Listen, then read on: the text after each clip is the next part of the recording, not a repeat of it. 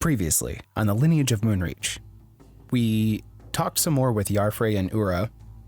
Yarfrey was able to evidently polymorph into a tabaxi, and Lance got us all back to Wolf's Rest.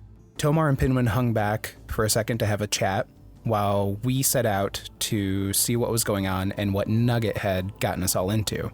Evidently, Nugget was able to get all of the leaders of the factions that were gathered outside Wolf's Rest into Belba's tavern.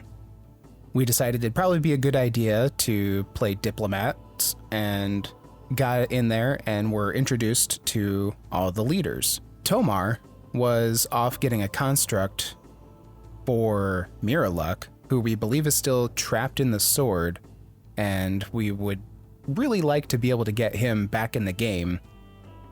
But he didn't come back to the tavern just yet. So we're still meeting with the minds, so to say. And I'm very interested to see how all of these different personalities come together and or clash.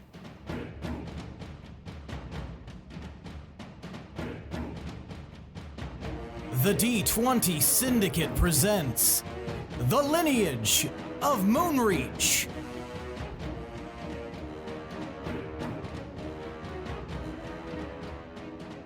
Welcome back to the D20 Syndicate podcast. I guess. I mean, it's not episode 100 anymore. We can kind of just ride this bitch out, right? Burn it! A weekly Dungeons and Dragons actual play 5e podcast. I am your host and DM, Seth, and around the table of the internet, we have our players. I'm Silly, and I play Cottywomple. I'm Tomas, and I play Tomar. I'm Lindsey, and I play Pinwin. And I'm Michaela, and I play Gorbel. And that's right. Each week we record for your listening pleasure. We are now on episode 101. Feels weird. Well, yeah. Welcome to the Lineage of Moonreach 101. That's right. We're going to educate you on how to not play Dungeons and Dragons. Fart noises, dick jokes. Did you say fart noses? Yep. Noses. We are just It's when you blowing get noses out of the water, right up in there. changing nose perceptions. And you're gonna get pink eye. Inhale whether while the you butt want exhales. it or not. You really gotta get the floral bouquet. You got your back nose, you got your fart nose. What's next? I guess we'll see. So many all right, noses. On the fart nose. We just celebrated our 100th episode, and so this is 101, and let's see how many more episodes it's going to take before this campaign is dead. When we finally take it out back and shoot it with a magnum. Just put some peanut butter on the barrel.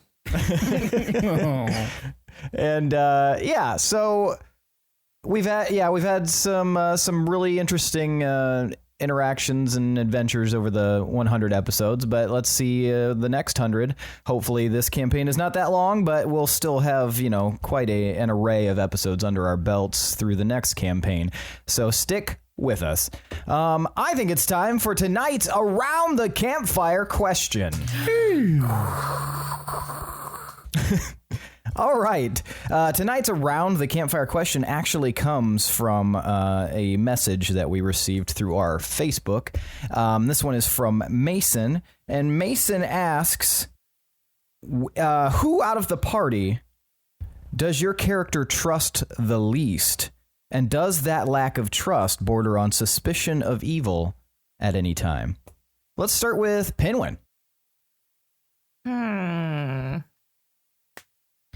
I mean, before today, it was Nugget because I didn't. Of the party. Oh, that doesn't count. Don't- Nugget considers himself part of the party. Yeah, but you guys don't. He's the only so one that between does. Willem, Tomar, Gorbel, And Gorbel, yes. I choose myself. I trust myself the least because can I do that? I mean, sure. Yay! Yeah, I trust. Whatever gets this over fastest. I trust myself the least, because sometimes you know how your legs kind of move faster than your mind. Yes. Like when you see a really like a treasure or another portal, and then your legs are like, let's do this. And sometimes my mind just takes a second, and that doesn't seem to be as much of an issue with everyone else. So I guess kind of myself. My legs specifically. Fuck those legs. Mm-hmm. All right. Yeah. Very nice. Willem. It's difficult to admit it because they're also the person that I feel shoulders the most responsibility and is capable of doing what's needed in the time of crisis. However, I'm going to have to say Tomar. How dare you? Fuck you, Will. Traitor bitch. Hey, no swears, remember? Go sit on a hot coal. Joke's on you. I'm into that shit. My butthole is ripe as a tomato. It just looks like a big... Never mind. Yeah. But yeah, Tomar. And why Tomar? Well, just because he... I'd like to change my answer. I blanked out for a second. I'm sorry. Mostly because Tomar possesses that ability to be cold and calculating and know what needs to be done for the greater good. That he could end up doing something that ultimately maybe hurts me or one of the members of the party directly, even though I know it would be for the greater good. But I like how also, big Tomas was smiling when you said that. I just pictured a scenario where I was like we were surrounded by skeletons, and I'm like, get him, pointing at Willem, because it's for the greater good that he gets killed by the skeletons. That's fucked up. Just further solidifying my answer. But also there was that very, well, I don't want to say brief period, but there's definitely that Empire Strikes Back period for Tomar where shit got real dark. So, yeah. I gotcha. But I'm better now. I'm better now. Yeah, but you were better before, too. There was a dip in quality. Tomar, who do you trust the least? Probably Pinwin, actually. And for very similar reasons, because Pinwin doesn't quite understand the power that he has at his fingertips and what he wields, and his curiosity often gets the better of him. Like, he doesn't weigh the weight of a lot of things before running in and going for a treasure or leaping into a portal. Like, he could very easily fall into a trap that would make him evil against his will. It's like, it's like you and I with the Dorito bag. Like, there was an open Dorito bag at Seth's house, like right in the entryway. We came in, we look at the bag, and we're like, all right. And then we just started eating Doritos. It was like, holy shit, that could have been. I believe we looked at each other and said, Doritos! And then ate. And then I was like, it'd probably be really easy to poison us. Yeah, it was like very, very suspicious after the fact. It was like pointed right at the door. But yeah, that's like Pinwin with most things in life. So to be fair, I'm better, Tomar. Yeah. Funny, that was Tomar's response to my answer as well. We're getting better. My therapist said that things are improving and that we might not have to do as many sessions a week. Gorbel. So I trust everybody in the group, and as I mentioned in the last episode, if any of you guys turned evil, I would probably go along with it out of loyalty. So we should probably all choose Gorbel then. But I would have to say probably Pinwin, just because of his impulsive behavior. I don't think he would ever intentionally betray our trust. Right. I think he would just accidentally get into a pickle. He just comes into a room. Hey guys, I made a new friend, and it's the fucking Balrog. It's like way pissed off. Literally death. Yeah. He said he wanted to meet you guys. Oh shit! No, get the house! Shepherd, I'm a Reaper Doomsday device. So I mean, I get it. You have valid points. I voted myself. The same ones, yeah. It's same ones you okay. had. I'll accept this. It's not that we don't trust you. We don't trust your impulsive nature. My legs. Yeah, your Your legs. legs. I guess that's what we'll call them. And your hands. And your eyes. And face. And body. And your communicative capabilities. Your brain, your whole essence. Your toenails, however, are a completely different story. Flawless. All right, well, shall we get started? Yes. All right. So when we last left off, the group of you were Willem, Gorbel, and Pinwin, and others were in Busty Belba's tavern of booze and revelry, and that you were meeting with the faction leaders, and they were moving towards kind of a consensus. You guys had been doing some drinking, and they clearly wanted to have a salon of sorts and kind of hash out some details as they were summoned there, and the person who summoned them there is not there. And Tomar, you were at the shop, Rory's shop in Gnometown, and you had looked inside, and there was no one to be seen. And then as you heard a crackling pop sound behind you, and suddenly there were three individuals. Two looked like large Rothian guards, and one was a very, very eloquently dressed man with a coif of blonde hair and a mustache, announcing himself as the voice of Queen Felice Beatrice Rochot II, otherwise known as the Queen of Rothia. Tomar, we're going to start with you. He just said she would like for you to join in union and work together. Who did I headbutt? You headbutted if you're facing them, the one on the left. Okay, so it wasn't the main guy? No, Okay. no. How did you get in here? And answer very succinctly and very quickly. We have wizards at our disposal who can do such things. Very powerful wizards.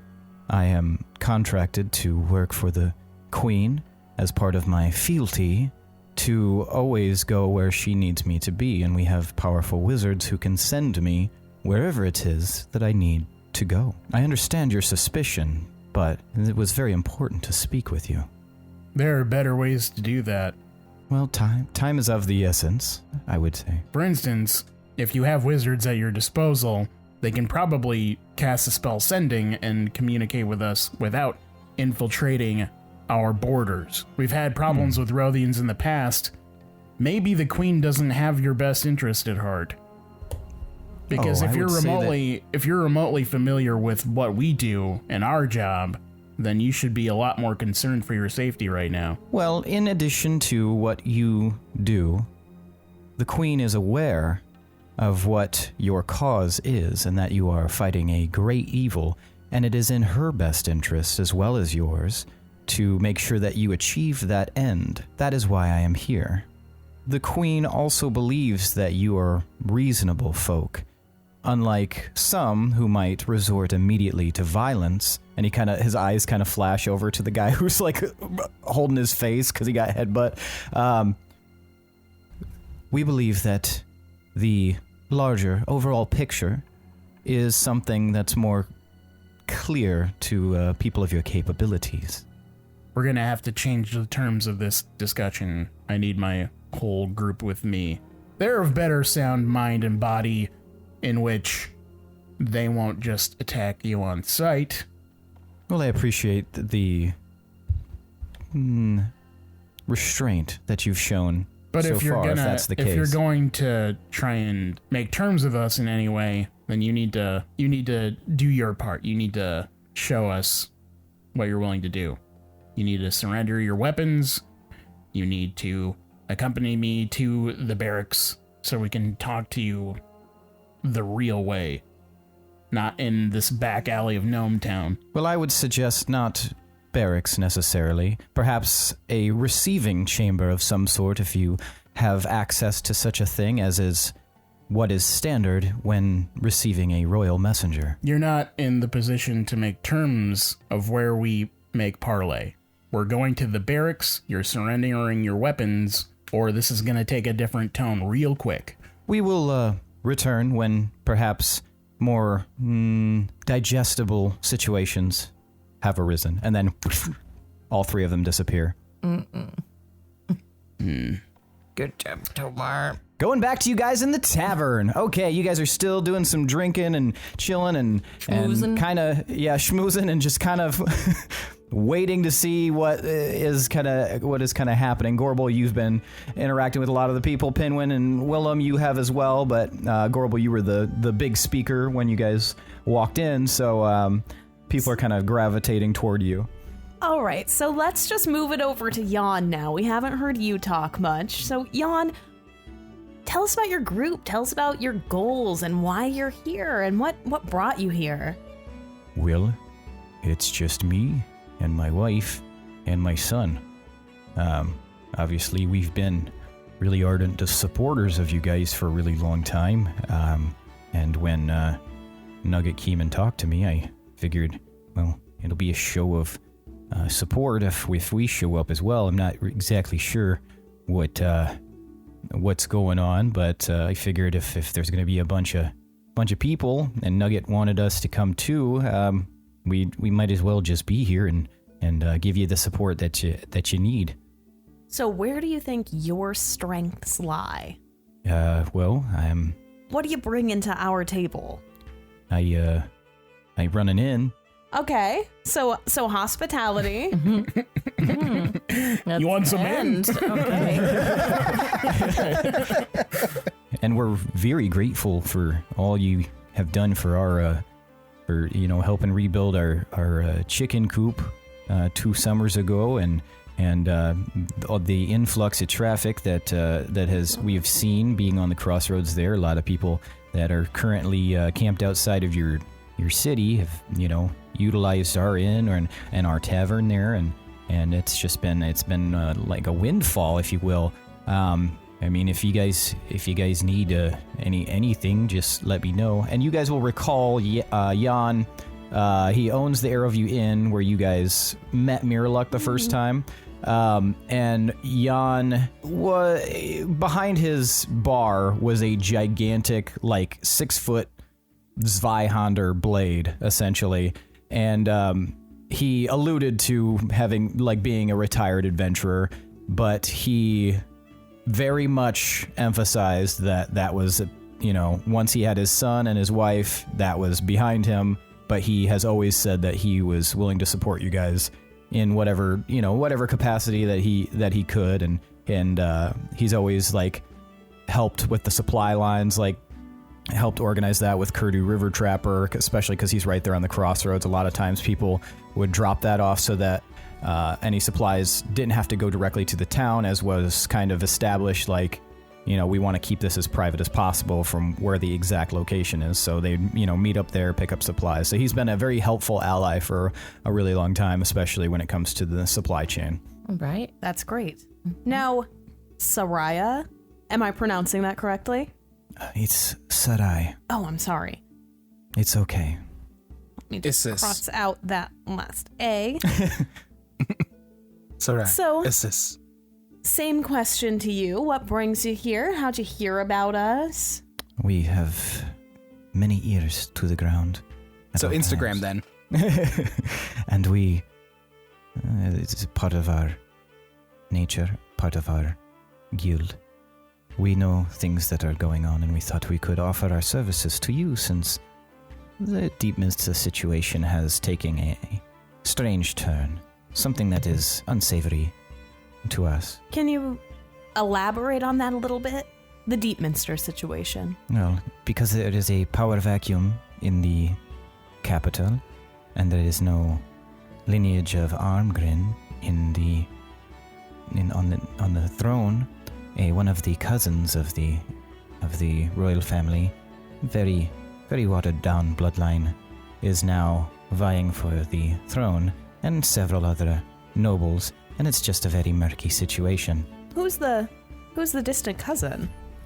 His name is Marvin Featherwine, and he is from Deepminster. He's one of the sub-families that has thrived in the wake of the crown being sort of deconstructed. Interesting. He sounds awful. I do not know of his character, but I do know that he is... well, I know a little of his character, I suppose. He is very wealthy and he is very greedy, but I don't know how good of a ruler he would be. But he has the best claim so far. And I feel as though that is something that cannot abide in the capital. Me and my companion here, we are very much people who support the idea that Deepminster must be ruled over by a strong leader. Whether the Ongrim line dies out or not, it does not matter so much as long as there is someone there in order to safeguard our city. So, Sarai, how many persons do you have with you? I would rather discuss that in private and not in front of everyone, but I am willing to make that... I am willing to acquiesce to that at a different time. And We'll remember that. what are your strengths? What are your capabilities? We have much knowledge and information about Verlin and Argaria and Deepminster in general. We know many people through a vast network of contacts and associates. I can expand my spy crew. She said right into her face. Spittle all over. I'd like to hear some more from Dram, if we could. What do you want to hear from me? Well, similar to what we've heard from Jan and Sarai, what specific abilities, skills, attributes are you bringing to the table, as well as numbers? All the red rock granite you guys can handle. Obviously, I am, Vesters is quite overwhelmed, if you will, with red rock granite. That is where we're built right into the red rock granite mountain there, and or not mountain, but hills. Sorry, I'm old.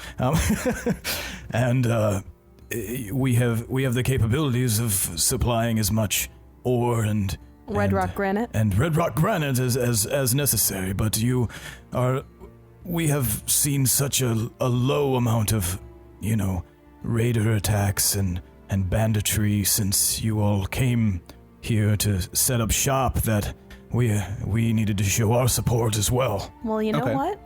I would say that your support really rocks. Huh. That's a red rock granite joke? It was, yes. And if you don't mind, forgive my ignorance, but what exactly can we use this red rock granite for? Thank you for asking the Tomar question, Billy. as far as, I'm assuming you're implying that we use it for crafting and smithing. Correct, yes. It's a very, very sturdy, structurally sound substance, but also some of the halflings approached us not long ago from Wolf's Rest. They seem to think that there's something about the quality of the red rock granite that could be used in explosives. Oh, as a catalyst or as debris? I'm not an alchemist. You'd have to ask the halflings, but they wanted to study some of it, so they took a nice sizable chunk. We have plenty of red rock granite to go around, but they took it with, and we never heard whether or not they figured anything out. So again, forgiving my ignorance, please. What would you say are your two most popular exports when it comes to smithing with this red rock granite? Well, it makes damn good armor, I suppose. Lots of our smiths mix it in during the smelting process with the ore, reinforce it, make it strong, and I would say the other main one is the fact that it's valuable in Mirenlug. That's where we make a vast majority of our money, whatever they use it for. But we are you're welcome to have access to as much of it as you need. Well, that plus, sounds it's a little wonderful. personal for me since my brother was on the Crown's Guard long ago. So anything I can do to support, the Crown. I've learned that perhaps one of the Arngrims is the rumor is that he's some sort of homunculus or something in your city. So if there's even a slight bit of truth to that, I would be interested in helping out. Well, we appreciate your contribution and your welcome addition to our, well, I don't want to say army, but our group. Our cause. Our cause, yeah. I mean, your contributions to the cause are accommodating. Well, you're quite welcome. You are our closest neighbor, and I'm glad to see that we have such a good working relationship. Yeah, I'd like to think that we keep the trees trimmed so that they're not branches aren't falling on your yard and stuff like that. We try to be conscientious of that sort of thing. Can we hear some more from Cogsworth? Yes, Cogsworth. That's me. I'm Cogsworth Youngflower, and I am from Deepminster. I came here with my family in order to put our swords to service. I have 10 sons, and we are all interested in helping out. And what sort of contributions would you say you bring to the table? Martial, mostly, but that's, perhaps not as storied as the rest of your group here, but whatever you can use us for, you may. Okay, so you're trained martially. Yes. Okay. Yes. Do you have experience in training others? Not much. Me personally. One of my middle sons. He was an instructor in the Veldalinian army for a while at one of the camps. So I'd say that he would be good for that. Yeah, that sounds very useful. We appreciate your this? contributions as well. Thank you. Who is this fancy sailor? Are you talking about Clove Badgerbite? Maybe. Badgerbiter? Is that your name? So Clove Badgerbiter is a big strapping half-orc with a he's very fancily dressed, and was introduced as the captain of the Bilge Rat Sailor Club, and he's been sitting with a smile on his face most of the time and not doing much, but he just seems to be enjoying himself, doing a lot of drinking, I guess, if he was doing anything. You just happy to be here, or? I'm happy to be here. I just just showed up about 4 miles up the river, and here and pledge our service for the Bilge Rat Sailor Club. What does your sailor club do?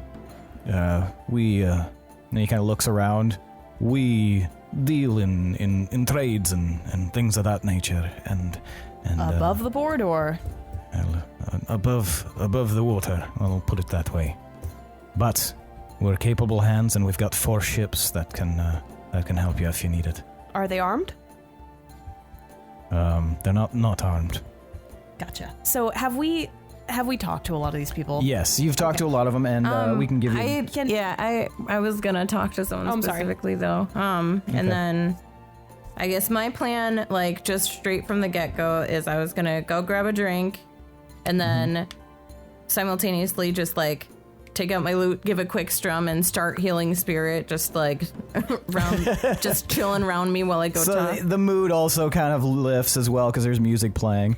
Yeah, and then I'm gonna walk over to Wesley Brickhook, the halfling. That was gonna be my plan. Since we're on the same level, I was like, hey! And the minute you get close to him, you recognize him from your time in Deepminster when you interacted with all those halflings. He's got a very long mustache that goes almost to like his waist, and completely bald on top, and like several like little notched scars in each of his eyebrows, and a big ring in one of his ears, and the other ear that doesn't have a ring in it has like, it looks like it's been like cut or bitten or something like that. Is this the explosion guy? You give me an intelligence roll. Okay, so 17. You're fair. You recognize him from Deepminster. You think that you get a feeling that he was maybe the explosion guy, but you're not 100% sure. Okay. Hey, are you from Deepminster? You look really familiar. Aye. Okay, yeah, do you remember me? Aye. So, what brings you here? I mean, other than to obviously support us. He just kind of looks around. Thought it might be nice. Well, it is nice. How have the explosions and things been coming along? I remember they were pretty, like, getting into it, but I feel like the longer that you go, the better you'll get at them. Got some good Aye. stuff. Yeah, good stuff rolling. Okay, Going good. good. Yep. I'm sure you all have been. How have things been there? I guess has it been like when I went? It was like a big party. Has it still been a big party? Is Deepminster still fun? Not I. Oh, Some would not say, I. nay. What's been going on? Been a lot of crackdowns on folk. Halfling folk. Really? Can't abide by it now. By who? Unchecked guards. It's not where we want to be. So we came here, where some of the halflings are. Okay, yeah, and we're totally fine with explosives that are like going out of the area. Yeah, that's great. We could aim them explosives down a little bit, if you catch my drift. You aim them. Yeah, sure. Okay, yeah, that sounds good. All good. Great. Well, yeah, it's been great talking with you. Aye. Very talkative guy. Two opposite ends of the spectrum. Yeah. I hand another mug to Pinwin. Hey, after we're done here, I might have to have a talk with you about meeting a friend of a friend, Bill W. But does anybody know where Tomar is right now? Bill W. I would assume he'd be coming back soon. So over the next couple of maybe 20 minutes or so, go ahead. So since we've been talking to them, can we roll insight and see kind of like where? Yeah, that's what I was going to say. Over the next 20 minutes or so, you guys are able to kind of ascertain different strengths and weaknesses of these different people. So the elves, obviously, they're very capable fighters and very just all around great archers, just wonderful warriors in general. You know that the other people that you haven't talked to, Teligan Iremite also came from Deepminster, the gnome. She is very studious. It's just her and her extended family of about 15 people, but they're all very, very scholastically based, and she used to work in the castle under the council and was really good with numbers, and so she has seen kind of insight into that. Petra Morningstar and Peter Eveningstar are just the two of them, but they are both the heirs. They came by themselves, but they're both the heirs to two families that are almost like half sibling families. The split happened pretty much between those two. And I feel like they were the opening act for the Carpenters or Sonny and Cher in the 70s. Yeah, and they actually come from a kind of an unspecified municipality, if you will, like an unincorporated community out in the Traveler's Path to the south, and they wanted to kind of pledge their swords to your cause. You've also got Horton Grogbelly, and he's from the Grogbelly clan. They are out of shit. They are out of shit. They're out of shit. That's why they're here. Pigport. They come from Pigport So to the south. literally out of shit. Yeah. And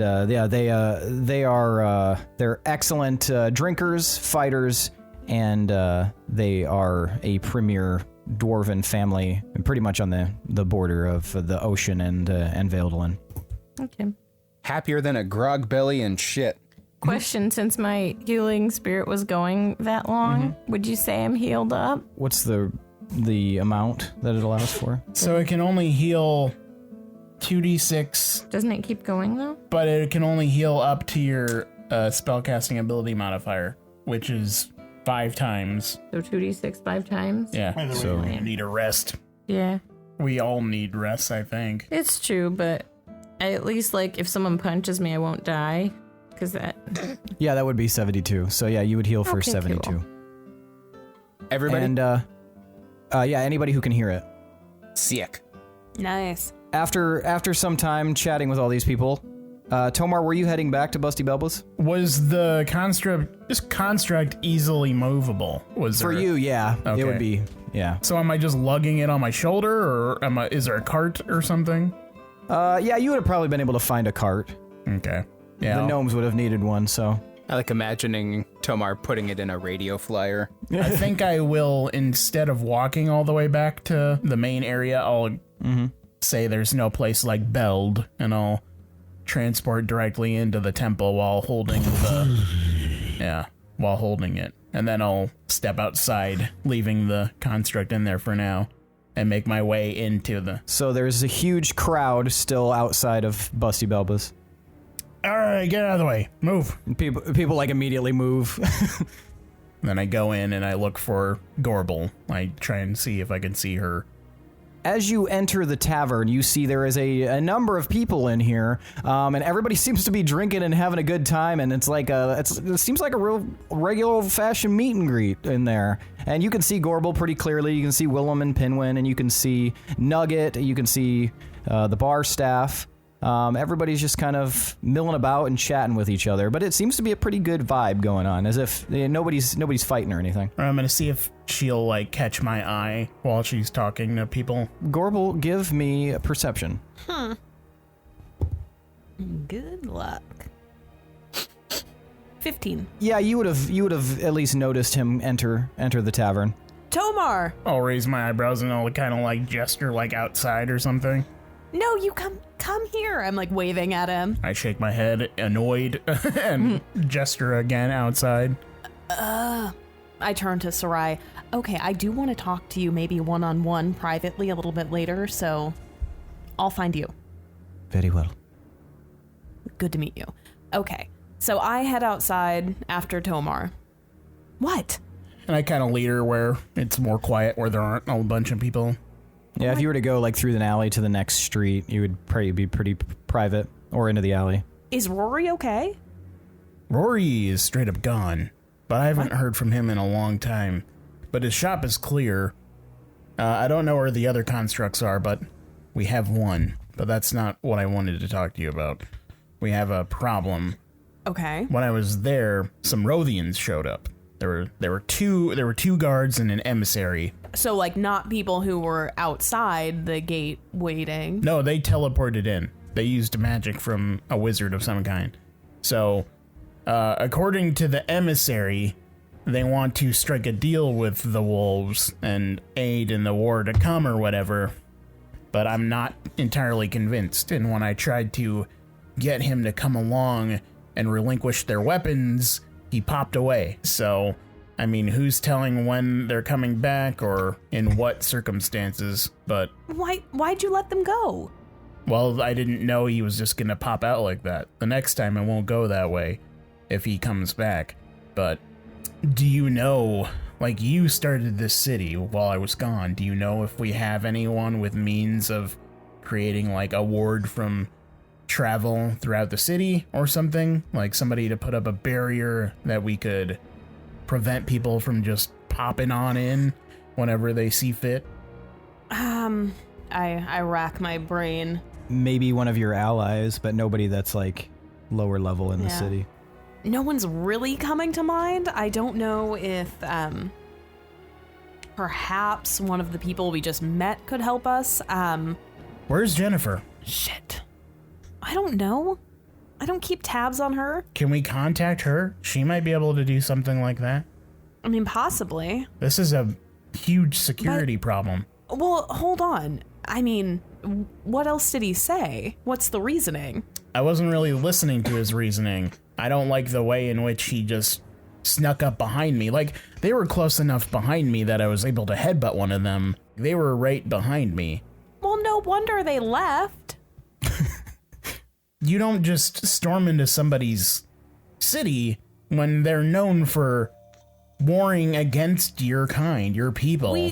We do it all the time. There's other ways they could have done it. They could have reached out in any other way than teleporting behind me alone and trying to accost me. At that moment, you guys hear like a as like heavy footfalls, and Tamos, one of the guards, you'll recall that one of the guards that was entangled in the very beginning of the show by Herstag's plant growth, comes running up to you guys. He's, hey, I found you. Hey, there's like 3 guys outside the gates requesting an audience. They say they're the voice of some queen or something. What do you want us to do? Tell them we will not meet with them unless they relinquish their weapons and meet us in the barracks. If they are high-powered wizards, they're not going to... They're not high-powered wizards. They were teleported by a high-powered wizard. And if there was a wizard, why wouldn't he just communicate with sending or something? Why plant them in there? It's really suspicious. So you guys sound like you're trying to figure this out. What should we do? I swear to gods, Tamos, if you don't go and do what I already said... We will go and speak with them. I will go and speak with them. Okay, like... Can we get the others? We're not gonna go out and then speak with them amongst a crowd of thousands of people. Like, if there is a wizard there, then he could sway the minds of all those people. Oh, God, I gotta... We can go out, have an introduction, maybe bring them inside. Just keep running. Bring them up to the gate, Tamos.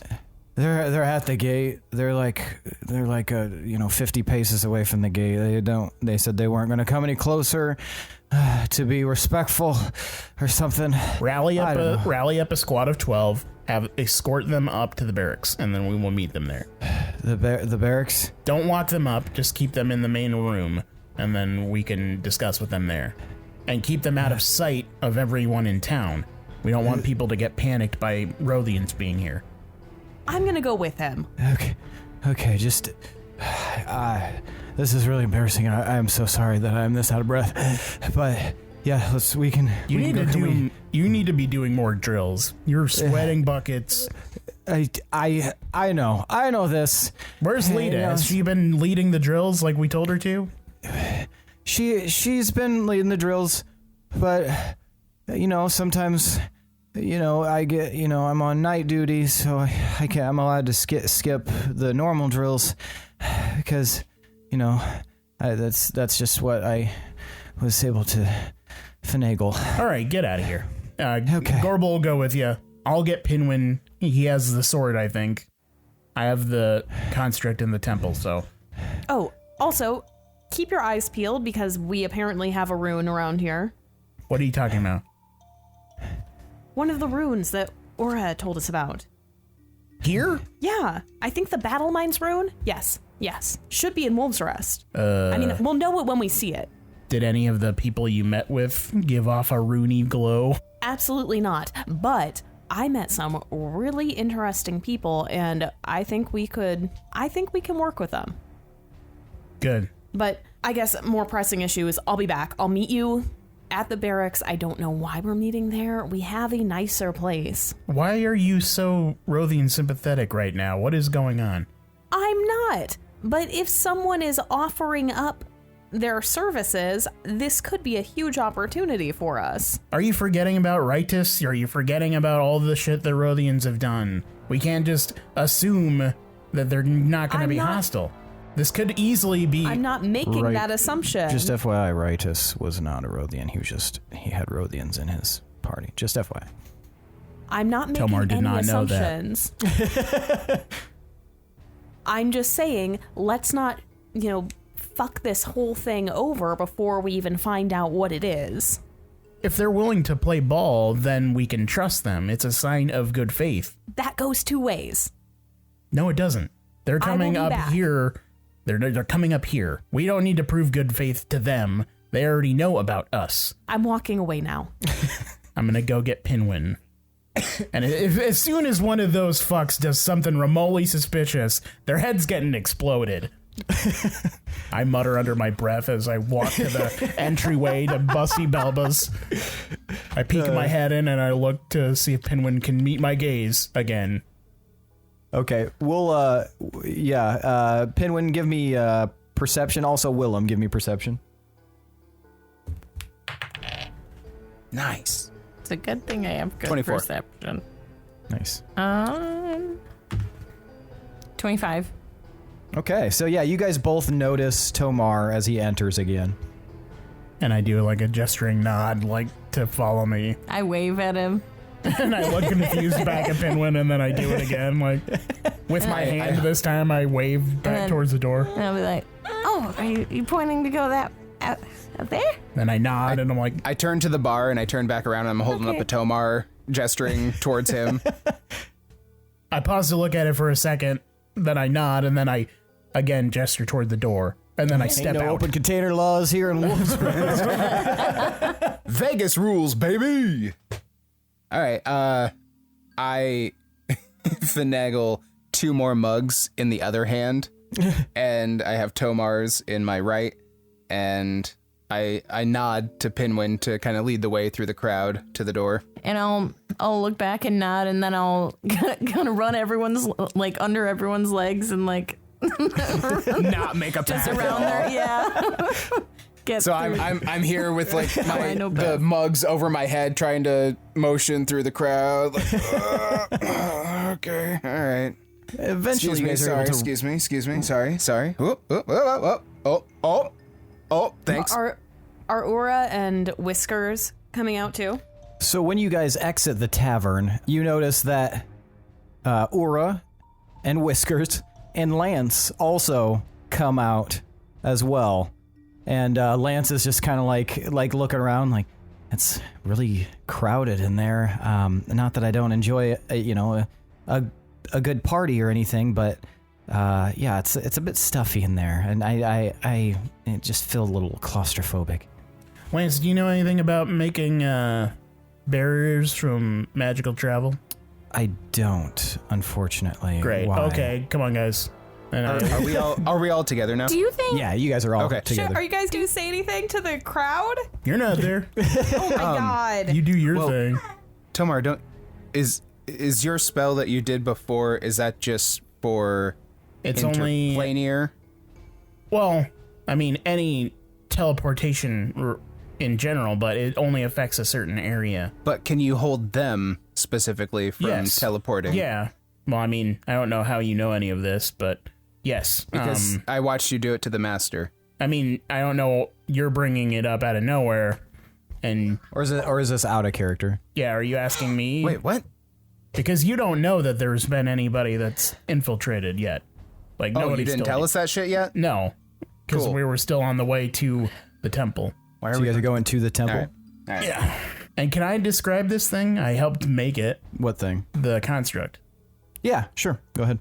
All right, so we go into the temple, and I have the construct under a big tarp for the time being, but as I come in, I pull it off, and it's like almost 7 feet tall, and it's made of like glimmering metal. It looks like what a Warforged would be, but you guys haven't seen one like that before. It's got 2 like kind of empty eyes, but it also has like a metal beard fashioned on it as well. And it's like dwarves. The beard is like made of chain links, so it like kind of hangs loosely. But yeah, it's just standing motionless there. Don't stand next to a jet. Now we Is this what you pulled us out of the tavern for, Tomar? I didn't pull you anywhere. You just followed along. Well, but I mean, I saw the motions. I just assumed that you'd want my expertise. I don't care about your expertise, man. You're just tagging along at this point. Okay, that's pretty rude, Tomar. Look, okay. So, I made these in the Soul Forge. Rory helped a little bit. We made like 7 of these. I don't know where the rest are, but they're somewhere. This one I made look like a dwarf because I thought it was cool. There's one that looks like Rory a little bit, but I don't know where it is or the other ones are. But they're designed to be powered on their own and be security and backup for fighting and stuff. But I figured out sort of how the Soulforge works. It uses dwarven soul energy. I don't think there's like an actual dwarf soul inside of this. I think when you give your body to the forge, it's kind of like your energy is like a fuel source, if you know what I'm saying. You light a torch, and then you dip the torch in oil, and then it has flame. But So dwarf souls are like oil? I mean, in terms of the soul forge, yeah, at least they're soul energy. In 20 years, all the cars are going to run on Dwarf decomposed souls. dwarf souls. I gotta refuel. You just kill a dwarf. Hey, there's one! I gotta get a new shirt that says dwarf souls. Yeah, that's the That'd be next pretty one. cool. So I don't know. I mean, I feel weird about giving Mirror Luck to this because I don't know if there's an actual dwarf in here, but we don't really have other options, and they're already dead. So. Oh, like you're evicting a dwarf soul that's already inhabiting the construct? I don't know enough. Possibly. I don't know enough of the rules to really say that for sure. That seems kind of mean. That'd be sad. That would be really sad. Like, I'm just imagining kicking a snail out of its shell. I don't know just what so Mirror Luck happens. can have a snail shell. I don't know what happens when Mirror Luck takes over a Even body though in he the might first be place. evil. Like, for all we know, they just co-inhabit the same space. But to me, this is the least risky of the options. You know what I'm saying? Or do you guys not agree? Because we can go find a corpse somewhere and then Fresh. kill one of the crowd. Just fire an arrow wherever it lands. Okay, no one has an opinion. Pinwin. I mean, this is kind of your area of expertise. We're just being introduced to quantum physics. This is not my area of expertise. This is an area of... Yeah, what Willem said. I don't know any dwarves other than you and a handful of others, but I also don't know this Mirror Lock individual, so I guess, yeah, roll the dice. Pinwin, you have the sword. Oh, right. Do you want to safely just put it in the construct's hand without touching it? Can you do that? Just Yeah, just like kind of fish out shimmy my bag around. the grip of the sword or something? Yeah, I could do that. And Okay. I will go ahead and do that. Okay, so yeah, you guys watch as Pinwin like kind of hefts up the bag, it kind of exposes the hilt of the sword. You can see the Pushing down handle and the arms here pommel. and there. Yeah, and Now, then if there's a demon in this instead of Mirrorluck, we're going to have a pretty big fight on our hands, probably. and then you watch as Pinwin takes like the wrist of the construct and like slaps it onto the sword, and almost immediately the construct comes to life. And all right then. I don't mind this, I suppose. This will do for now. Oh, hello all. See some new faces here. I assume that this worked. I'm in what appears to be some sort of metal body. Is he still glowy? he's not glowy. The eyes will kind of like are dim, as if he's like slowly learning to operate it, but for the most part, it's, you know, it's a movement of the construct, and the little chain beard kind of sways and clinks as he moves around. He's like, This is new. All right, I've never had something so lustrous hanging from my face. But what's going on? What happened to you? Are you okay? Are you evil? Well, Do you have evil with you? evil is relative, I suppose, Pinwin. But no, I feel very not evil today. I suppose that would be the best way of putting it. But what happened to you? We found you stuck in a tome, and when we tried to help, there seemed to be some sort of very Evil. not happy entity, some sort of nefarious entity that was trying to stop us from helping you. Well, it's a little patchy, but I did a bit of a battle with someone, and back in the other timeline, when, if you recall. Do you remember who this someone was? It was very quick. They kind of got me by surprise, which is it's tough to admit. But I saw like a bit of cloak, it was like a red or a deep maroon cloak, and that's about all I saw. And then You'd know if it was Benelok, right? I think I would recognize my brother, but okay. No, I don't believe so. I think we would have had at least a few words to share. He's kind of a self-righteous git, but he's definitely not one to sneak attack me. I would hope. But no. Then all of a sudden, I felt like I was compressed into a tiny little ball, and then that was it.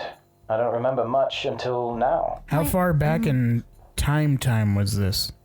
This was shortly after you guys, left me with my task, though I don't think I quite completed the task. I'm not sure what happened. I do remember vaguely sensing your presence not long ago and reaching out to you as I felt like I was being held in some chamber of some kind, but... yeah, it's all very, very patchy, little clips of images and sound. Hey, Lance, do you have remove curse? I'm gonna kind of like whisper over to him. I don't have remove curse. No one has remove curse. I mean, Greater restoration? I can have those, but we need to rest first. Wait, you heard me? I thought I was being quiet. I mean, the walls, sound bounces off of them in here. Oh. Just like in case. Can I roll insight on him? On who? The construct? What, Mirla? Sure. Okay. Just to be safe. What was it? Oh. So... inside. Do you feel anything else there inside with you? No, though I did feel something before, but it seems to be gone. 13. So, He's, as far as you can tell, he's being pretty honest and forthright. All right. Well, I didn't tell you guys before because I didn't want to make a big stink about it. But now that we're in private, when I went to get this construct, I was accosted by some Rothians. what? Yes, there were 3 of them. 2 of them were guards, and one was like claiming to be an emissary to the Queen Felice.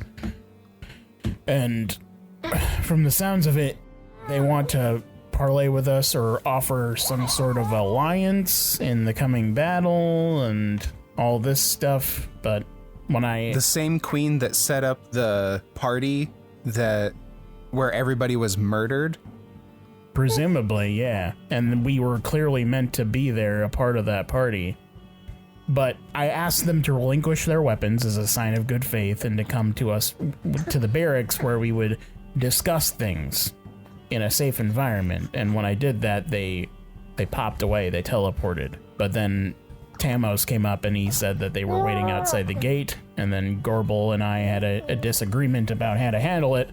But she went to go treat with them. I don't know when she'll be back, but I suggested... Did she go alone? No, she went with Tomas.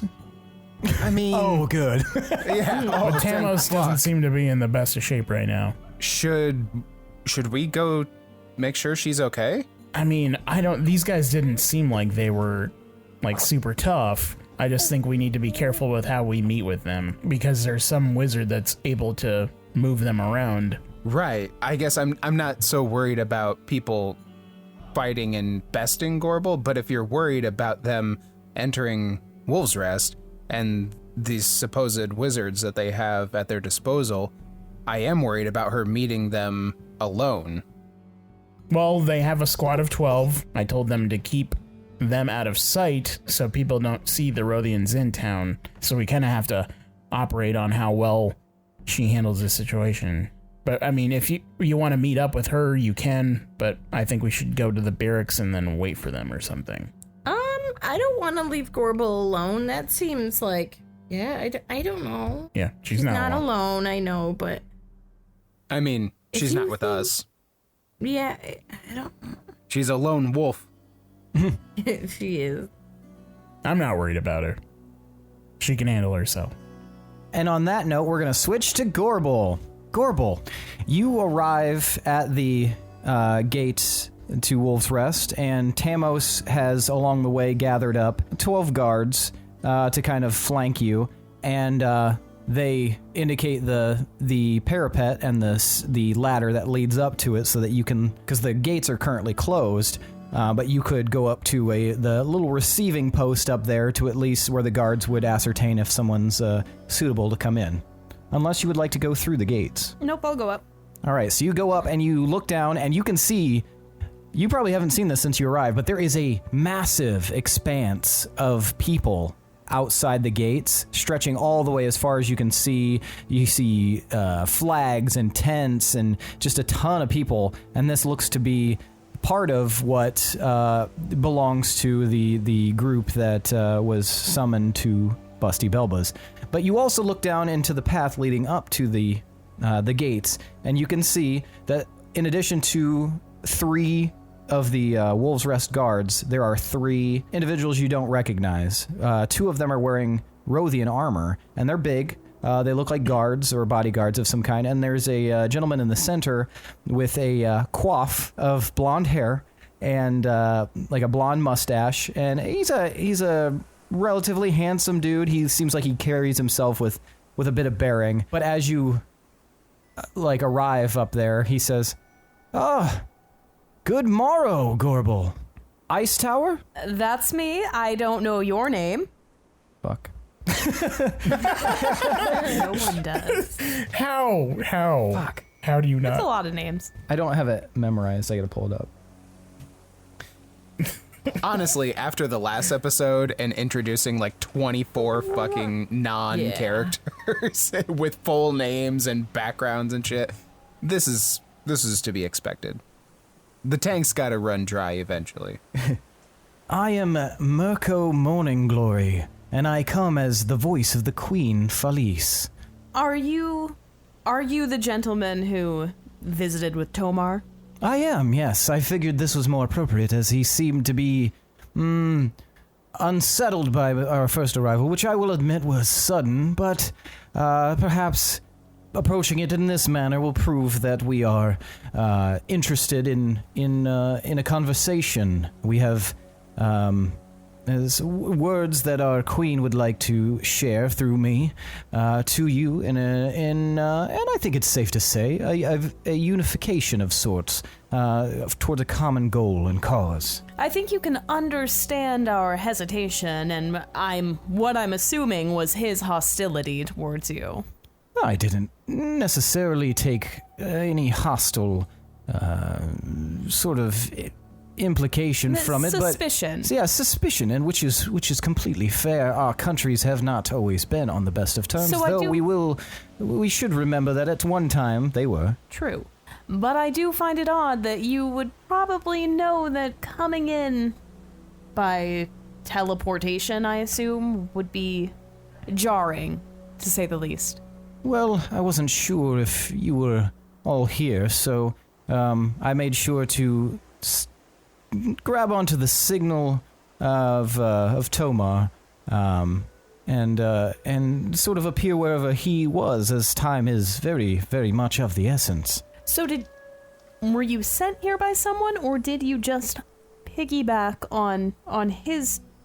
I'm sorry, I'm confused about how you actually got in. Well, there's a many elements which I can explain more fully, but the long and the short of it is we scryed, and then we locked onto what you might call like a magical signal of sorts, and then sort of just appeared there. We didn't know exactly where your location was, and this was very abrupt and perhaps a bit rough around the edges. It was the best way of getting in contact. I mean, with you can imagine how that would seem if we all just showed up, say, inside the Queen's quarters. Oh, absolutely. I'm not making any claims as to it not being necessarily appropriate, but you must understand, when situations like this arise, we sometimes have to do away with pleasantries and the normal politeness of our station in order to achieve an end. I do understand that. So, I say let's get down to brass tacks. Why this change of heart? Why now? Well, it is, and he kind of looks around at the like gigantic group of people that are currently occupying outside the city. I can explain it more fully if I'm not sure if you're comfortable with the rabble here overhearing our conversation, but we would like to meet with all of you in an appropriate setting to explain more fully. The quicker the better, of course. And I do promise you that we have no ill intention. This is an extremely sensitive matter that requires communication and politeness on both sides. Can I insight that absolutely statement? Oh my god. 14. From what you can tell, he seems the most honest person. He seems he seems very forthright and seems flexible as to how you want to approach this. You say he's part of the Fourth Reich? Now you can understand that we might need you to come in unarmed. And I know you probably have some tricks up your sleeve besides weapons, but for the comfort and safety of our community, I'm going to request that you maybe store your weapons at the gate with our guards, at least during our meeting. Absolutely, and that makes perfect sense. In fact, we can leave one of the guards here if it would make you more comfortable, and we will, take care of our arms here. My only request is that you not greet us in a manner like the barracks, as your companion suggested. It is not an appropriate setting for a conversation such as this, and I mean, it's just a room. It's just a room, but you must understand, barracks are. There's a certain level of esteem that you should show, and perhaps you aren't aware of this. I don't imagine you've tarried much with royalty necessarily, but I've got one in bag right now, buddy. I'm not sure what that means, but Good. It is a sign of politeness to receive a guest in an appropriate setting. Well, fuck this guy. As you said, it's also appropriate and polite to not fucking arm yourselves to the teeth when you're trying to gain access to somebody's abode. And Sorry, I was gathering my thoughts. I just am concerned that the going to the barracks would involve a painful process, and I do not have the time nor the energy to engage in any sort of suspicious interrogation. This is a conversation. If you would like to not have it, that is completely appropriate, and we can leave. I am willing to have a conversation. Here's the thing. My companions, my colleagues are rightly very suspicious. As I said, yes. So I believe the plan is to meet at the barracks. I am fine with having a discussion somewhere else. I'm fine with playing along with niceties and go where you feel comfortable. I don't give a shit where we meet and have this discussion. But if we want them involved, we're going to have to swing by there. Is that fine? That is fine. The only issue I have is the barracks. It is not my favorite meeting spot. If there is a tavern or something... This is beginning to sound more personal than... It shows a lack of respect to a guest, and you must understand, while I understand that you... A guest has to be invited! While I understand that it may not seem appropriate... You're doing a lot of explaining for something that requires, like, a level of urgency. Well, I just want you to understand, my station is very important to my queen, and when I recite what has happened, it will seem very unprofessional to have met me in a barrack. I get it. Our tavern is occupied at the moment, but let's walk and talk. Let's go to the barrack so we can get the other wolves. And very well. We can talk on the way. Per usual, if there's information that would change our minds or our hearts about the position that we currently hold, that you're specifically withholding, claiming that once you do reveal it, that we'll have a change of heart or mind. Fuck you. I straight up hate this guy, and I'm willing to risk open war with Rothia. I know. I am ready to put a fucking arrow right through his trachea. You guys aren't there. Shut up. You guys aren't there. You guys aren't there. All right. Shh. Shh. So he turns and to his associates, his guards, and he says something in Rothian, and they immediately they remove their weapons and they hand them to the guards down by them. And one posts up right there, and the other one follows him in. And Tomas looks at you. Do you want me to open the gates for him? Let him in. Okay. And the gates open, and they walk in. Oh, this is a lovely settlement you have here. It's looks like a lot of rebuilding. You've done good work here. You've been here before? I have not, no, but I can tell by I'm a something of a scholar of stone. And I can tell this is very old stone, and some of it had decayed, and now it looks like been replaced, and it's just... I love seeing industry in motion. Alright, let's walk. You don't sound quite like you're originally from Rothia. Am I picking up some other accent? In my occupation as the voice of the Queen, it is a requirement that I speak fluently in many of the languages of Argaria, so while this is not my mother tongue, I am trained to have very little of an accent in most of the languages that I interact with in order to communicate the most effectively. So you are from Rothia? Is that what you're saying? You didn't answer my question. Is that Oh, I apologize. Sorry, I was just explaining why I don't have a Rothian accent, if you will. Still not answering the question. I am from Rothia. Yes.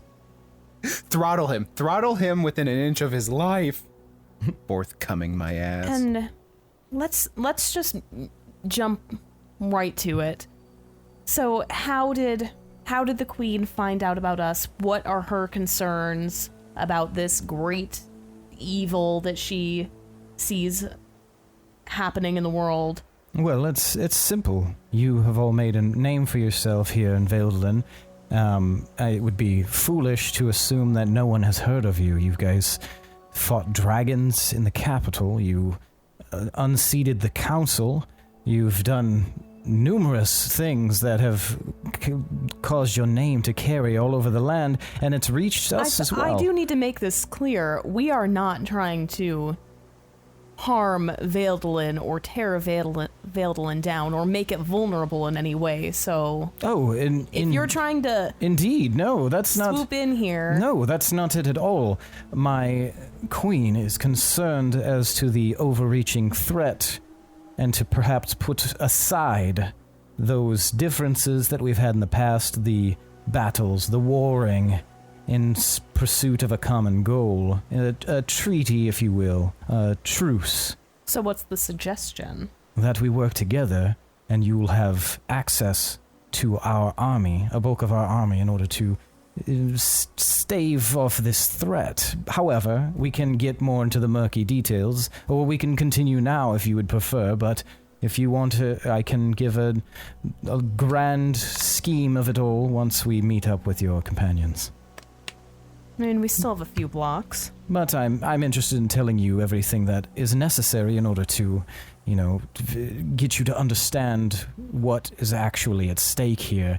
Because if you all fail, you're just the first line, and it will move on to Rothia, and then through the rest of Argaria, which will create some complications.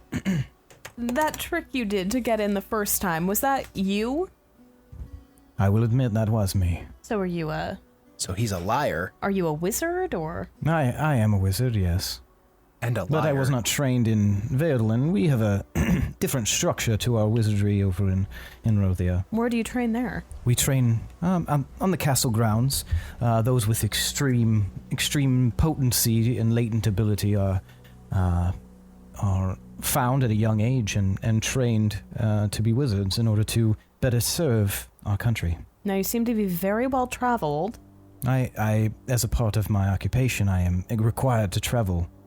Have you been introduced to any of the more prominent wizards around Veldalin? I have met with some, yes. There's a lot of interaction that kind of supersedes national borders when it comes to wizards. We're in a pursuit of knowledge more than anything else, though some of us, like myself, are required by our position to hold a certain national standing.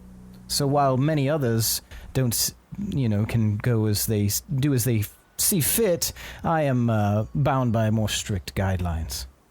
Who have you I'm imagining interacted this with? blossoming into like a similar relationship as like the episode on Friends where Phoebe is like dating the foreign diplomat and the translator is there, but then Monica ends up falling for the translator. What was your question? What wizards have you interacted with from Veldalin? Oh, most of the higher-ups, a few here or there. You can understand that I would want names. Well, yes, obviously. We've got Danrin Glen and Leofber Haringhold, Vinna, the Majestic. There's many different ones on the upper echelon. Are you looking for a specific name? I will be honest and transparent with you. Nothing in particular. I'm just asking. That's fine. I'm just trying to understand your line of questioning. It seems like you are suspicious of my motives as a wizard, which I should clarify. Me being a wizard has nothing to do with... It's not about you being a wizard. I'm suspicious of you and this whole situation in general. Well, if you would like, if you know any wizards, perhaps they have met me as well.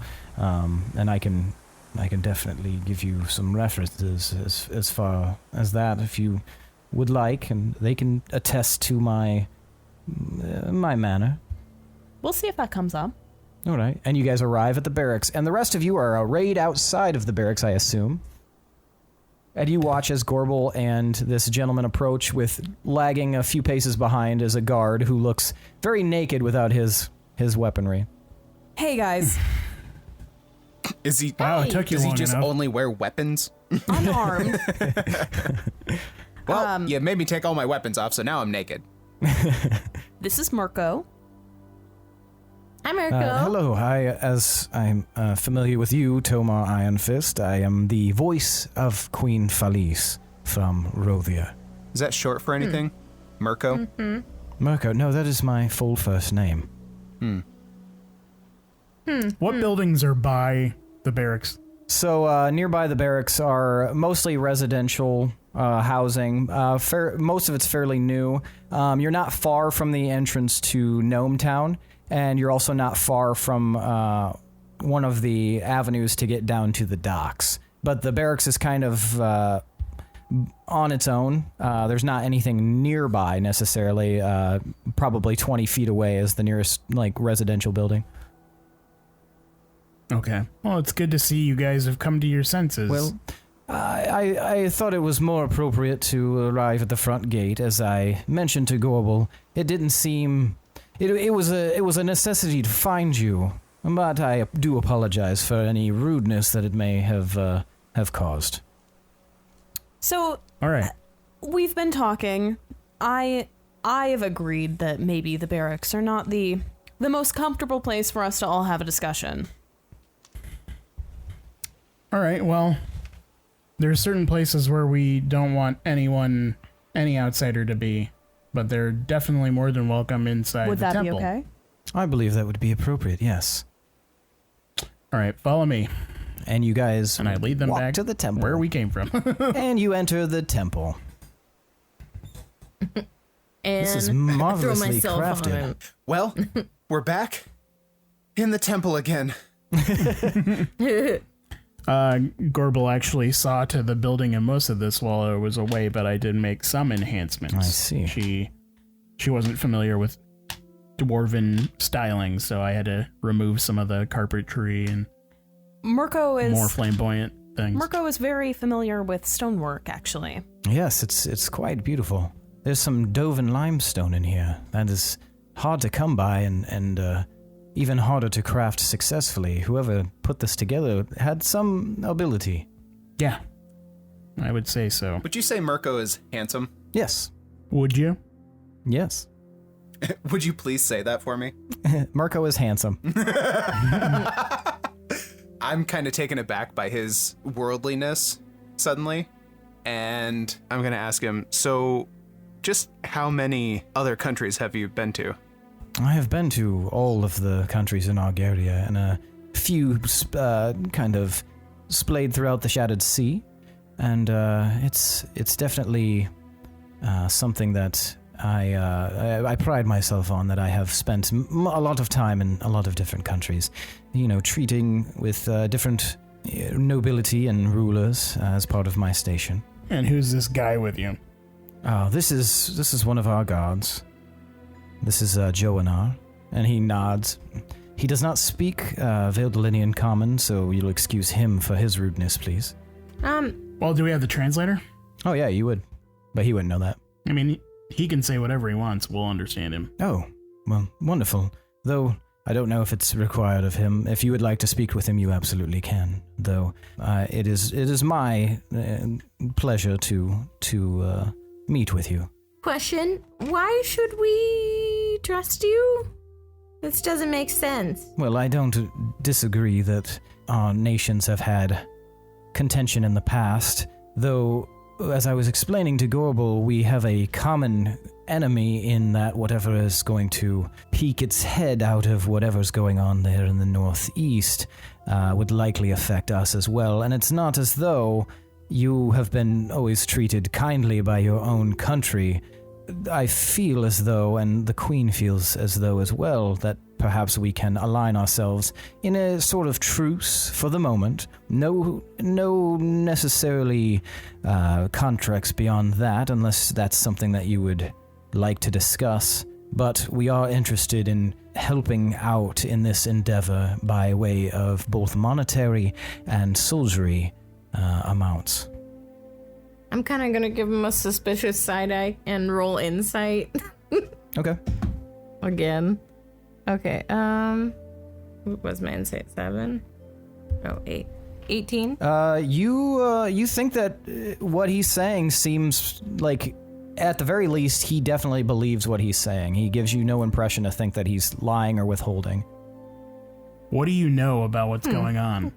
Well, our agents have relayed the information that there's some sort of great and powerful magical source or force that is causing havoc by way of portals to other planes, and some of our scholars are looking into that fact as well, and we've actually been able to ascertain a few and acquire a few specimens of from whatever it is we believe to be the abyssal plane where these creatures have come from, and we've been studying them and trying to learn. How have you been studying them? Well, we captured them, and we have been examining their internal and external structures. Testing them, if you will. And what do you find? Well, we found a few different things. We found that these draconic-like creatures are very susceptible to the further they are from their portal and from their plane, the more susceptible they are to damage. And in fact, it doesn't seem as though they heal at all, which we have been wondering about. So they have no capabilities of, once they've been injured, to fix that situation, if you will. Rothio was already in a pseudo-alliance with Veldalin, and you were all working in cahoots to stop us. That is... around every corner. That is not true. We did have rogue operatives who were paid very, very handsomely, and whether you believe this or not is up to you, and I have no reason to lie to you because we do require your help. But rogue operatives, in the namely Zerth Mountainblade, were working against both Rothia and you in an effort to sow discord among the masses here, especially along the border. Paid by whom? The Council in Veldalin. He was a triple agent. And we did see like a note, didn't we? In the I was just gonna place ask where the ball was. What was yours and the Queen's place in the massacre at the Marston Mansion? I heard about that. That was I'm sure you a very unfortunate event, but we had absolutely nothing to do with that. What purpose would it serve? That's not... I'm going to roll insight on that. Okay. I rolled insight too. I got 26. Okay. Because there was a note that was mentioning. Yeah, it was signed Queen. by her. A note signed by her. I got 20. You guys, he seems genuinely confused as to why you guys would believe it was him. What did this note say? Oh, fuck, I should have pocketed it.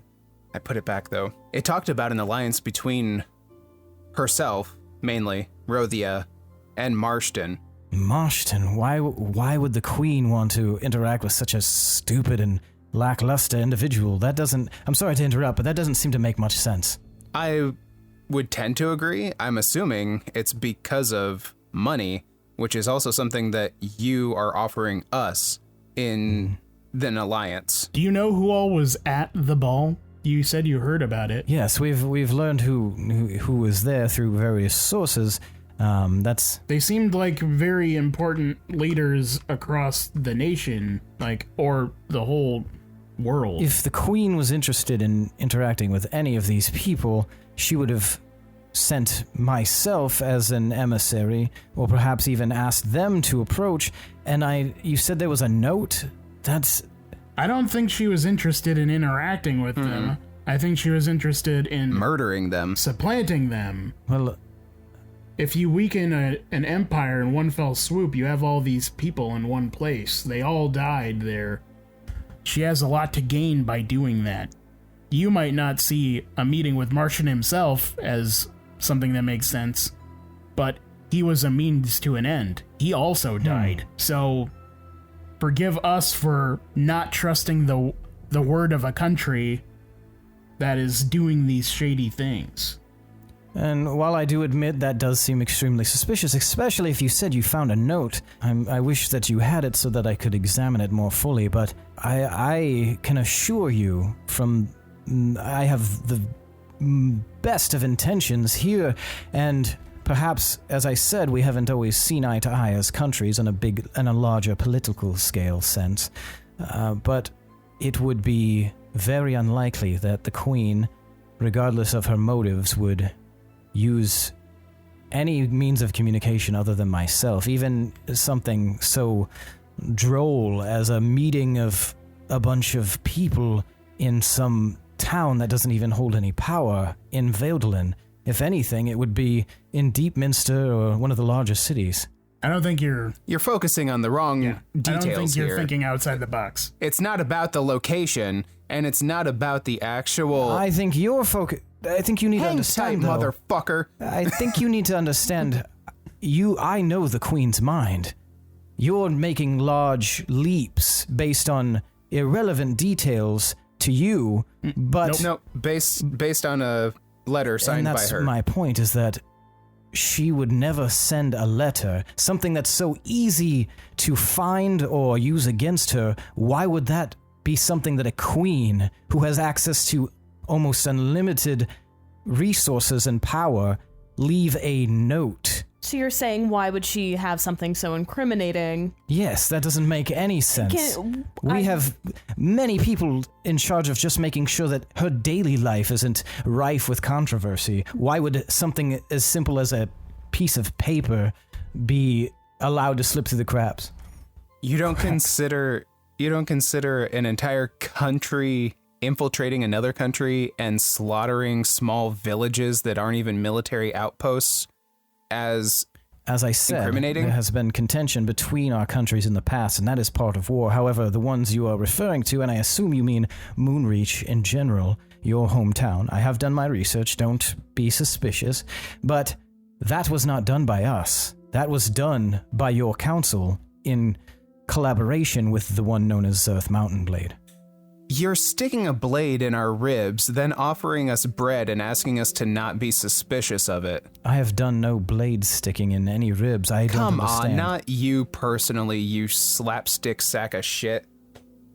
Listen, it's very likely that no one was meant to leave that manor. They might not have, including us. they might not have measured our abilities. And if you think that your queen isn't above, sending a letter, of correspondence to her people that she's trying to manipulate, then who would you propose is trying to set her up?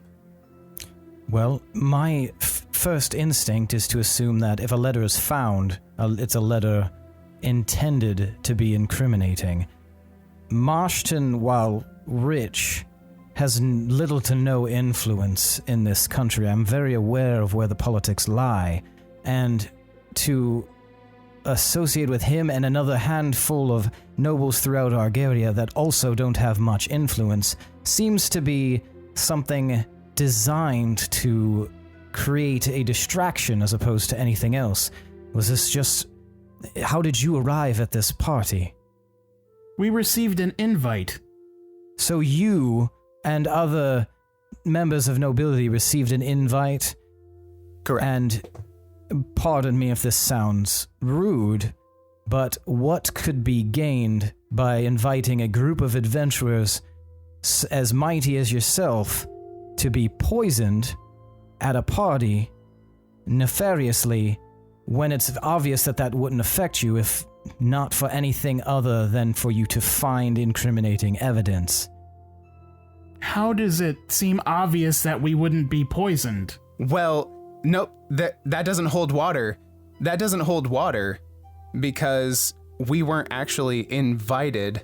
It's a word I'm looking for. Traditionally, directly. It was a last-minute request from an invitee. I see. Well, then I would look at the invitee, if they're still alive. She's dead. Well, that is an issue, and I understand your suspicion, but I can assure you that we had nothing to do with it. No, We found the letter on a dead man, it was right? hidden in the dead man's desk in a trapdoor compartment of one of the drawers. we can clearly go round and round on this topic, and we might Truth serum, this never motherfucker. find a point where we agree. I would agree. This seems... I understand the suspicion, but it seems cursory to the main, I think this main is- point that I am here You for. have had, obviously, in-depth conversations with the Queen. I mean, make your case.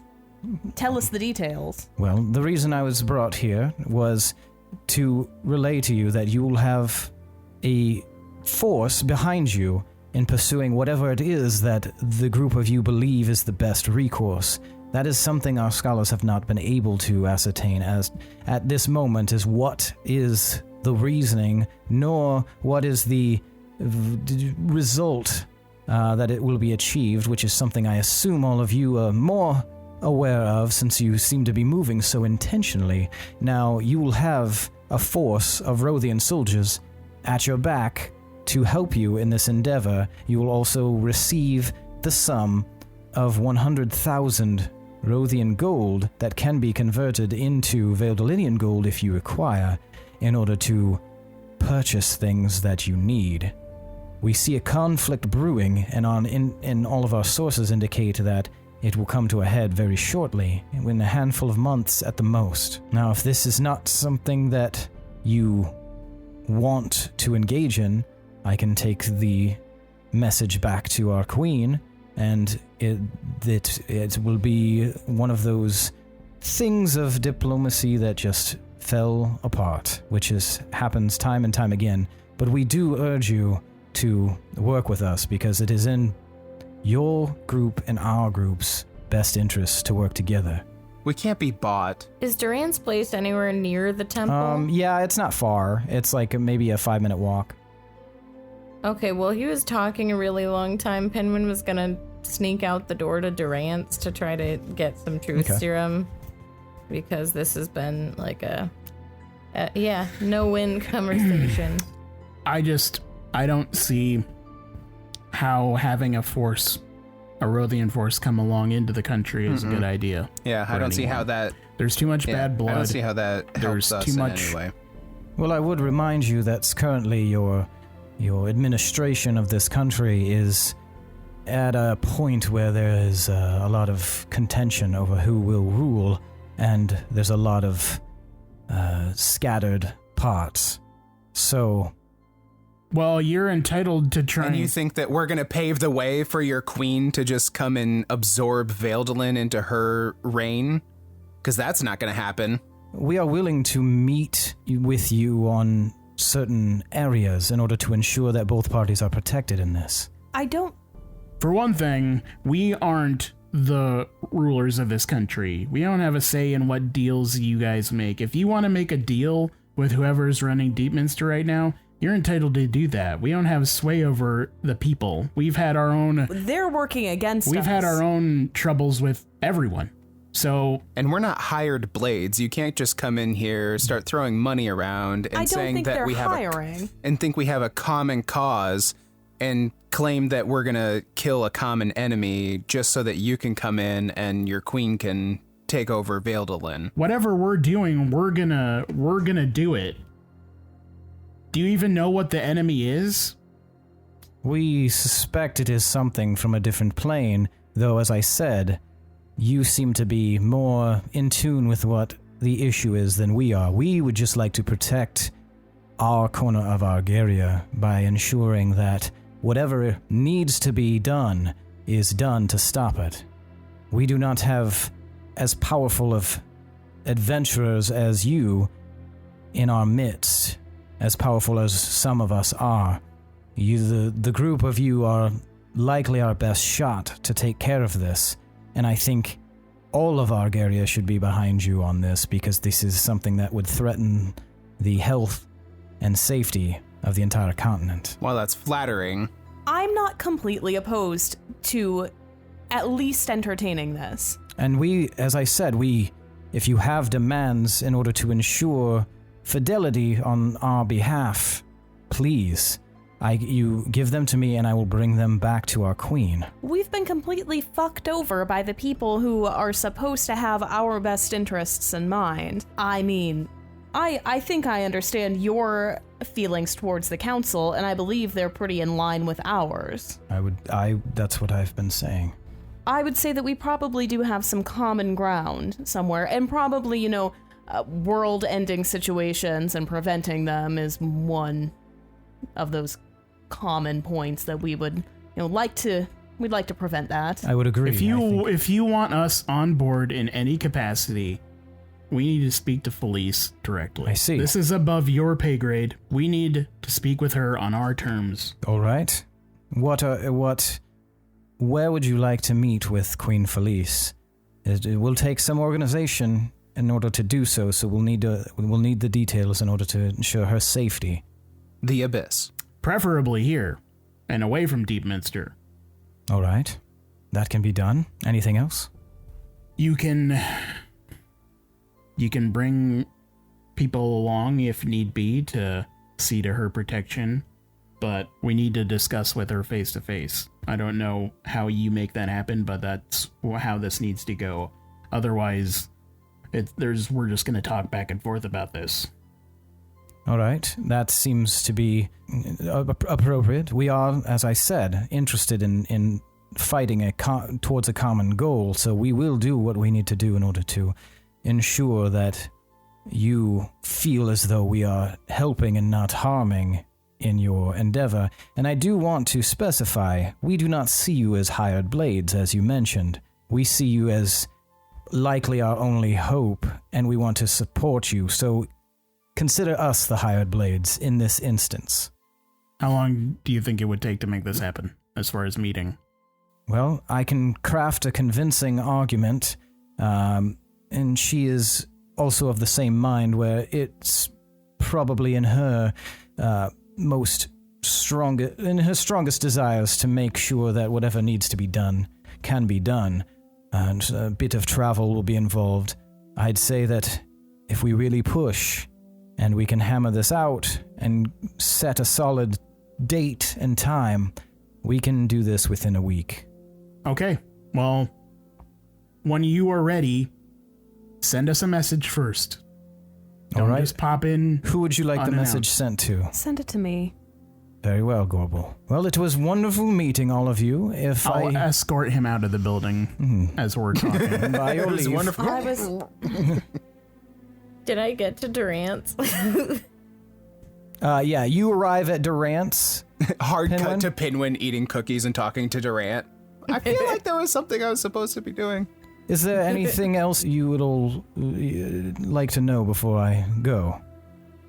How long have you been working for the Queen? The whole of my life, all 27 years. She is my aunt. Oh, she's your aunt. Oh. Auntie Yes. Queen Bee. Yes. I have been working as the voice of the Queen for the last 10 years. What happened to your parents? They died of old age.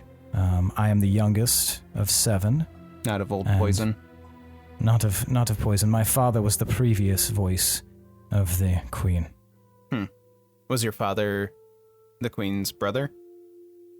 He was, indeed. He was half-brother, so he had no ability to ascend to the throne. Sure. But also, it's different here in Verdlin because it's patronymical for the line of succession, where in Rothia, there's only queens and the queen's concubines. Interesting. So he would have never had a path to the throne unless she were to die and he were to use the assembly of combat in order to acquire a new queen. Okay. All right. Does somebody want to escort him back to the gate to get his friend and his stuff? Or I'll take him back. all right. All right, so you guys leave, and as you're escorting him back, Gorbel, actually, we'll switch to Pinwin real fast. Pinwin, you arrive at Durant's, and you see a note on the door, and it says, Pinwin, I will return shortly. I had to go do something. Please wait around. Well, that's vague. Durant. Tomar and Willem, give me a perception check. As they're walking away, though, I'm gonna bend over to Willem. We gotta have them meet with us somewhere. In either the tavern or in the temple for Felice. Because Those are protected? yeah, that spell I used for the master to keep him in place. I've done that every day for 30 days in each of those buildings. So nothing can get out of there by teleportation of any kind, as long as they're in those buildings. So I think that's good. And I think depending on how we want to approach this proposed armistice between our two countries, we can go one of two ways. We can be very forthcoming and have everybody in the same room, and one of the terms of the meeting be everybody partakes in the truth serum. Knowingly, in front of everyone else, everybody drinks it, and then we have the meeting. Or if we think that if they're made aware that they're drinking the truth serum, that they may try to counteract the serum, we could just present bread and wine or water and spike it with the truth serum. Okay, what were your perception rolls? Because this is going to interrupt your conversation here. I had an 18. 24. 24. You guys see you hear like a, and you look up and you see something flying out of the sky, and looks like it's going directly towards Wolf's Rest. It's some sort of like brassy golden color, and it's flashing very fast and coming directly at you. Pinwin, one of the things you notice about the note as you hold it, at first you consider it, and then you realize you've seen Durant write countless times, and that's not Durant's handwriting. As we switch back to Willem and Tomar, something lands in the ground right ahead of you, cracking the cobblestones in the ground, and you realize it is a large brass and metal creature that appears very much similar to the constructs that you guys have crafted, but looks different, a lot older, in fact. And riding on its back is Rory. He's got scars all over his face and arms. One of his eyes is bleeding and closed, and he looks up, he says, "Oh, Tomar, oh, shit. This thing's drawn to you like moth to a flame, but we ain't got time, man. Smoochie Oh, he's in a hell of a bad time. And that's where we're going to end for the night. God damn it, quit throwing curveballs at us, you son of a bitch. Fuck. Oh, man. I've been Durant? thinking a lot about Smoochie lately, too. So that's awesome. Damn it. Yeah, I mean, I guess I can't answer Willem's thing that he was saying, but I do think it's good to, in good faith, for everybody to all take this serum, because we don't hide anything. Like, Yeah. we don't care about. That could that also be shit. hilarious.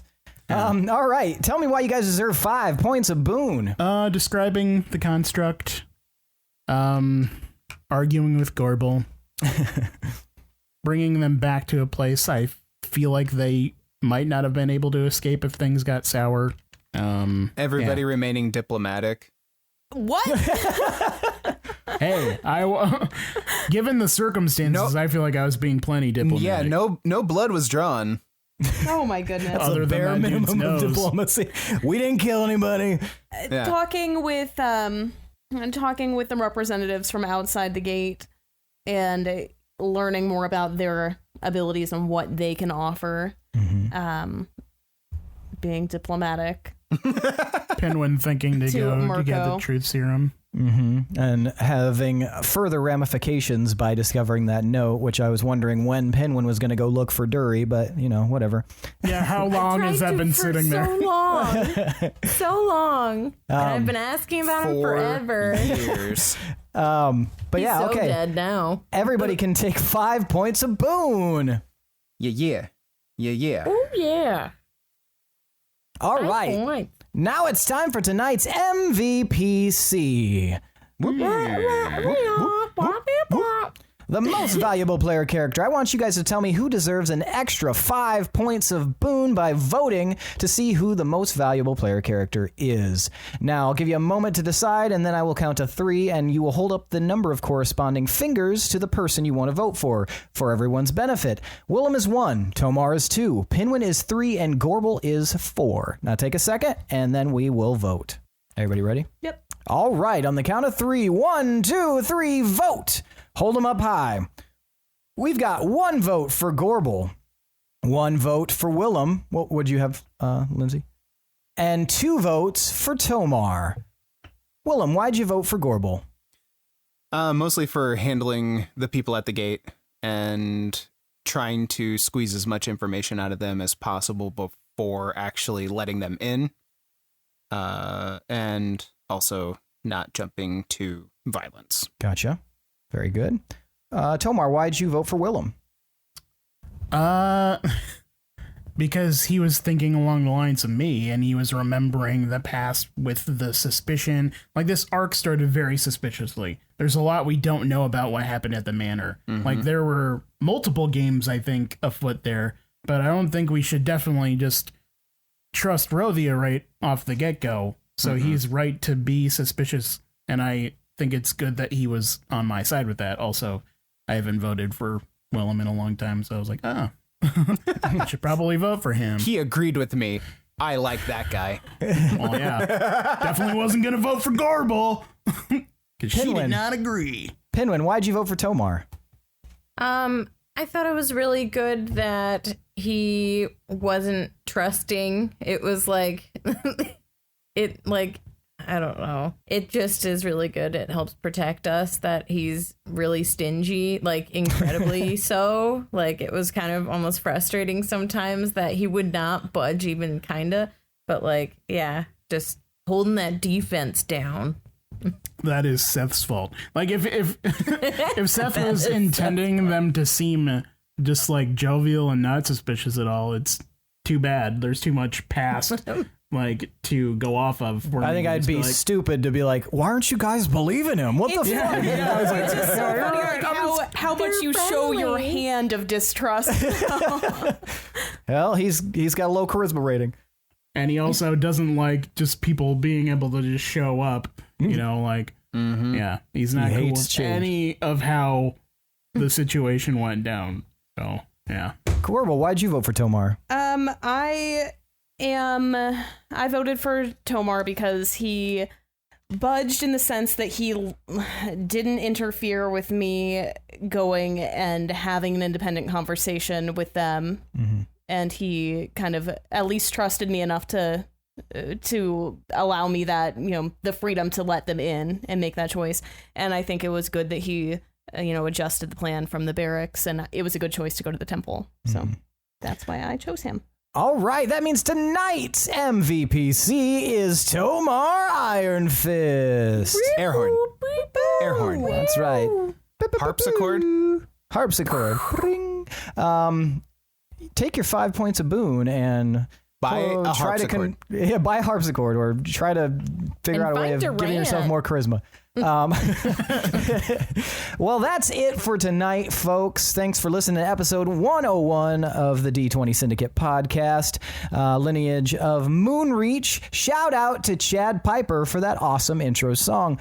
Thanks to Adrian Von Ziegler for that beautiful background music. Thanks to all of you listeners. Thanks for continuing to support us, especially you patrons. Thanks for, interacting on the Discord server. And I also want to give a very special shout out to the Wasteland Active Radio Revival podcast. And that's a podcast that's sort of narratively driven, based in the Fallout universe, the Bethesda Fallout universe, and Z and J over there putting together a fantastic podcast that several of us, if not all of us, are guest starring on in the coming weeks. So definitely give them a listen, check them out, and maybe rate them a 5-star as well, or whatever you feel is appropriate. But it's definitely a really, really well done and really cool podcast that you guys should at least check out and listen to our episodes, if nothing else. But that's it for tonight, folks. Thanks for listening. Once again, we'll see you next week. I am your host and DM, Seth, and this is the D20 Syndicate podcast, where we go on adventures so you don't have to. Bye. Bye. Goodbye.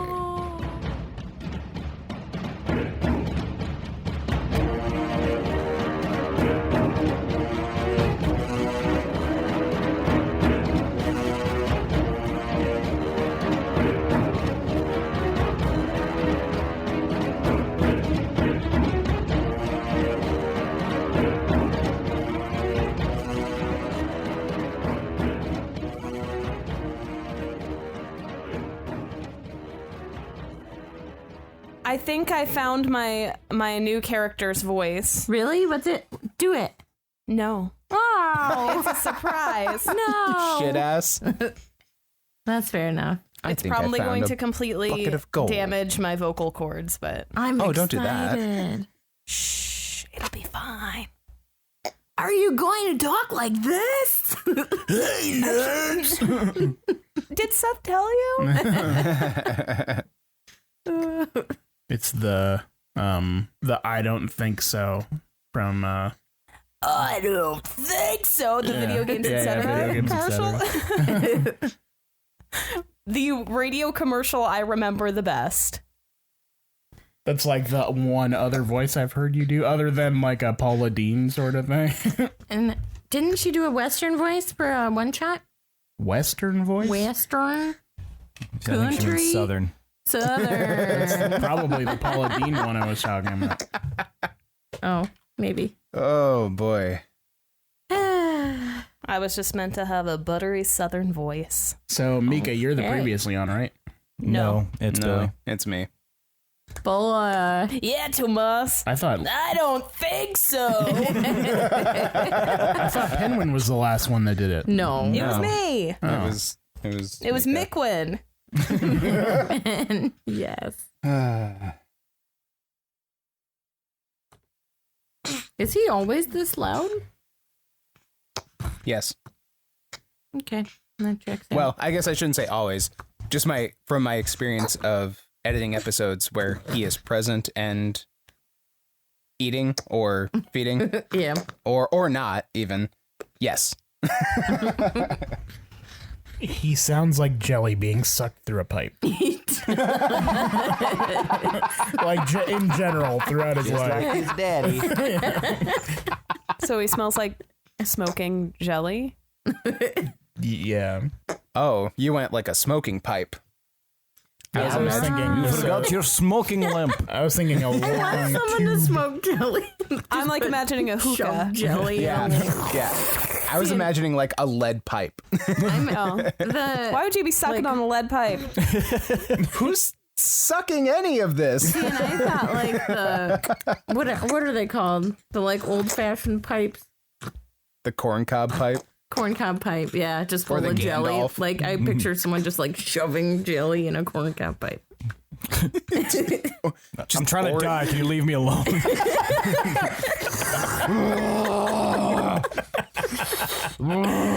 jelly in the lungs. And that's how the snowman started. They used to be made of jelly. They weren't very structurally sound. And we smoked them all. People thought it was snow, but it was just a dead jelly guy. Which, as we all know, turn into jelly beans.